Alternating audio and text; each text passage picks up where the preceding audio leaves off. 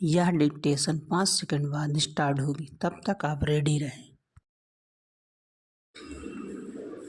Ready start. अध्यक्ष महोदय, जिस भावना से मैंने यह बिल पेश किया है उसको विरोधी पक्ष के लगभग सभी सदस्यों ने एकमत से महसूस किया है कि देश में बेकारी की जो समस्या है वह एक भयंकर समस्या है और उसके कारण हमारे देश का विकास, चाहे वह सामाजिक हो, आर्थिक हो या सांस्कृतिक, रुका हुआ है और ऐसी स्थिति में हम आगे बढ़ नहीं सकते हैं। इसी प्रकार से इस परिस्थिति का निर्माण हम पिछले 54 वर्षों से देख रहे हैं। मंत्री महोदय ने यहाँ पर अभी कहा कि राष्ट्रपति इस काम को नहीं कर सकते हैं क्योंकि वह उनके अधिकार के बाहर है। आप राज्यों में राज्यपाल शासन स्थापित करते हैं।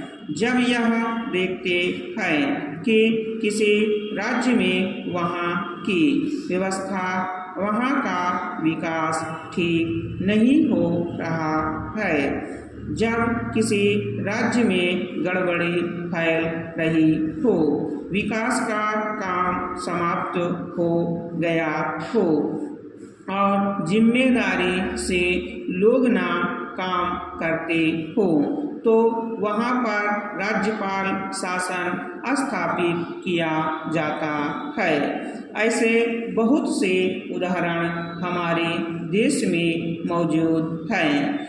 उसी प्रकार से हमारे राष्ट्रपति हैं और अगर देश में इस तरह की स्थिति वर्षों तक चले तो कोई कारण नहीं है आपात के रूप में राष्ट्रपति इस देश की सुरक्षा के लिए, इस देश की उन्नति के लिए जिम्मेदारी अपने हाथ में ना ले सके।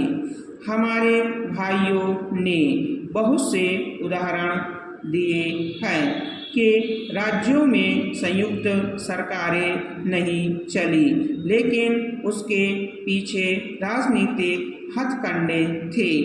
अगर कोई राजनीतिक पार्टी जिम्मेदारी से काम नहीं करती तो विधान में यह स्पष्ट है कि राष्ट्रपति शासन अपने हाथ में ले। मैं एक उदाहरण देता हूँ कि संविधान में आदिवासी हरिजनों के उत्थान के लिए प्रण किया गया था कि 10 वर्ष में उनकी सामाजिक तथा आर्थिक स्थिति को सुधार देंगे, लेकिन यह सरकार उसमें भी असफल रही। उसको एक बार 10 वर्ष के लिए बढ़ाया गया, दोबारा फिर 10 वर्ष के लिए बढ़ाया गया। इसी तरह से उसको बढ़ाते जा रहे हैं, लेकिन उनके आर्थिक और सामाजिक उन्नति आप नहीं कर पा रहे हैं। इस काम में सरकार बिल्कुल असफल हुई है। पिछली बार सरकार पर अविश्वास का प्रस्ताव भी आया था और पास होने वाला था।